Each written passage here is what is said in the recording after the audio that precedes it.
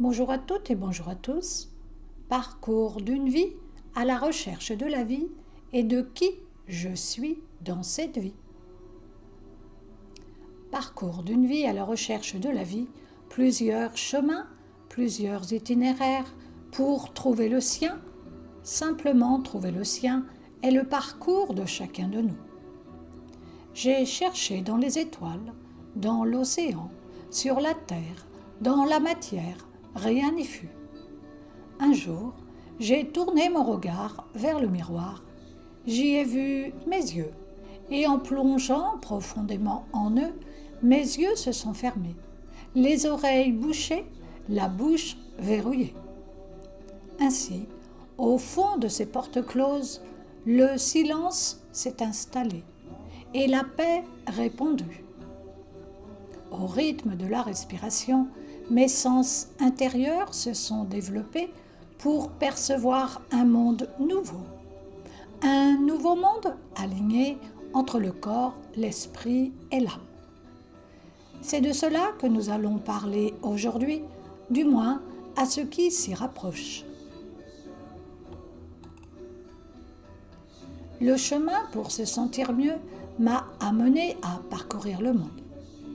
Et c'est en Inde que j'ai fait le choix de déposer mes valises pour un temps et vécu plusieurs années à la recherche de l'idéal. À la recherche de qui je suis, d'où je viens, où je vais, où va ce monde, comment il avance et qui le fait avancer.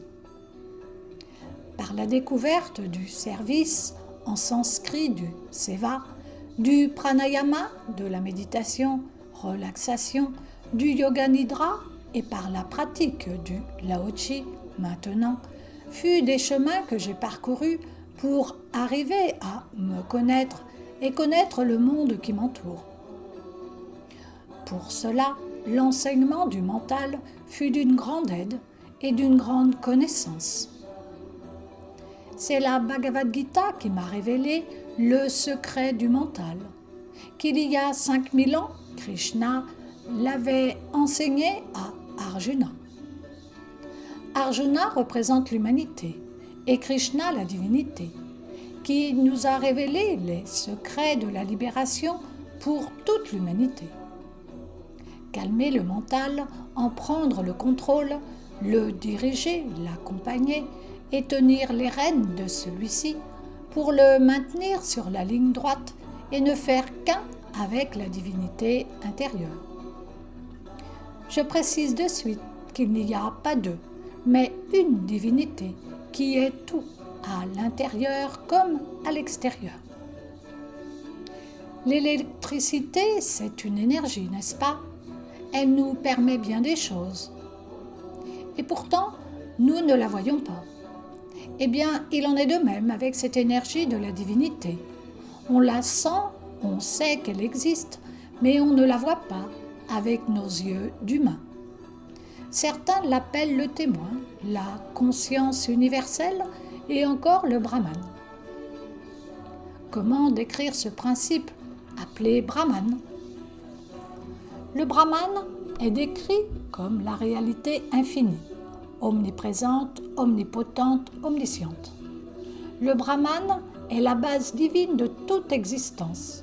Souverain d'un paradis transcendant, il est le créateur, Dieu. Il est décrit comme incorporel, il n'a pas de corps, il n'est pas constitué de matière, il est immanent, il est contenu dans la nature d'un être. Transcendant, il est d'un ordre de réalité supérieure, un principe extérieur et supérieur. Dieu, Brahman, possède 5 attributs. Sat, existence, Chit, conscience, Ananda, félicité, Paripurna, plénitude, et Nitya, éternité. Et c'est en les comprenant qu'on peut se faire une idée de lui. Son existence n'est pas liée au temps. Sa conscience se révèle d'elle-même. Sa joie est hautement désirable. Sa plénitude ne connaît ni imperfection ni manque. et il est éternel. Il n'a aucune limitation d'espace, de temps et de pouvoir de matérialisation. À la lumière de cette connaissance Brahma-Gyana, le monde apparaît comme une illusion d'optique, passagère, irréelle, non explicable. Sachez bien que chacun de vous, en tant que Jiva, âme, est aussi existence, conscience, félicité, c'est-à-dire Dieu. Soyez-en bien convaincus et méditez sur le mantra Om. Om, qui est le meilleur symbole du divin. Prenez conscience dès à présent que vous êtes l'Atma. Lorsque le brouillard de l'ignorance se dissipera en vous, vous verrez l'Atma présent en chacun briller dans sa splendeur originelle. Vous saurez alors que vous poursuivez un mirage et que tout ce que vous pensiez réel, ayant un commencement et donc une fin, ne l'était pas.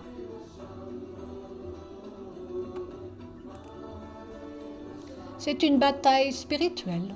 La bataille est en nous avant d'être dans le monde. Ces querelles, ces discordes, ces mensonges, ces attachements, cette haine, ces disputes, ces histoires qu'on se raconte, etc., c'est en nous, à l'intérieur, dans notre monde intérieur, là où nous créons notre réalité, qui ressemble à qui nous sommes sur le moment, dans ce moment présent. Imaginez un grand miroir et mettons-nous devant celui-ci et posons-lui la question. Miroir, miroir, dis-moi, suis-je la plus belle ou le plus beau? Suis-je vrai avec moi-même? Suis-je bien Brigitte Durand? Est-ce que je suis bien la fille de Monsieur et Madame Durand? Est-ce que je suis bien la première dame ou la dernière? Est-ce que j'ai bien 80 ans en 2025? Est-ce que j'ai bien porté dans mon ventre des enfants dans cette vie? Est-ce que j'ai enseigné à des élèves? Est-ce que je suis une femme ou un homme? Tout cela est faux, parce que nous nous identifions à la matière. Mais nous ne sommes pas de ce monde. On vit dans ce monde, mais nous ne sommes pas de celui-ci. Nous sommes divins et nous sommes venus pour expérimenter la matière. Comment je le sais? Mon être intérieur me le révèle chaque jour. Oui, je sais, ça ne va pas vous convaincre, mais je ne suis pas là pour cela. Chacun a son propre choix de vie à faire et c'est tout à votre honneur. Je pourrais vous dire que ça fait tant d'années que je suis en recherche, mais cela ne veut rien dire. Ce qui compte vraiment, c'est votre investissement, votre sincérité, votre intention, votre foi et votre humilité qui comptent vraiment et non le nombre d'années. Soyez vrai avec vous-même et avec les autres.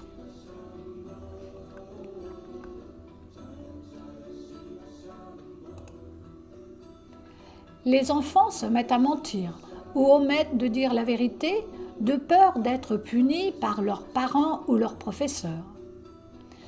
Avec les années, ce mauvais penchant risque d'empoisonner leur vie et de les conduire à mener constamment un double jeu. Il est important d'apprendre aux jeunes enfants à dire la vérité, à reconnaître leurs torts et à accepter les punitions qui les aideront à bien se comporter. Dire toujours la vérité et en supporter les conséquences, quelles qu'elles soient, devrait être inculqué fermement à tous les jeunes esprits et à tous les jeunes cœurs tant qu'ils sont purs et candides. Le monde, Jagat, cette pièce de théâtre éphémère, n'est qu'illusion, Maya.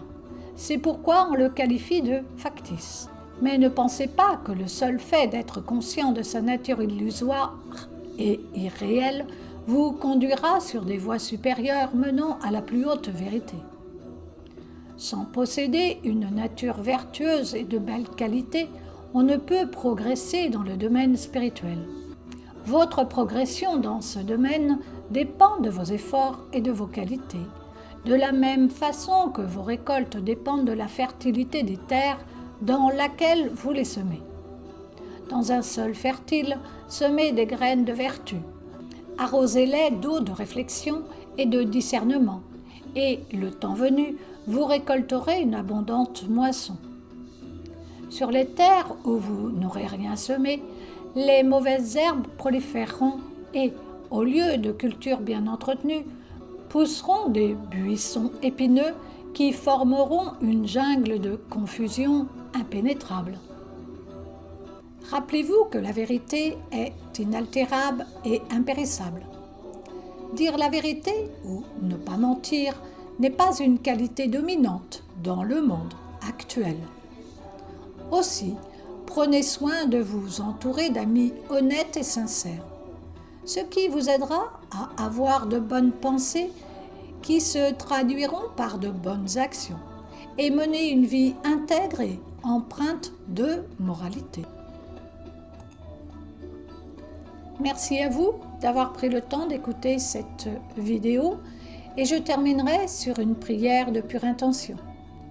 Samastaloka Sukhino Bhavantu Samastaloka Sukhino Bhavantu Samastaloka Sukhino Bhavantu Om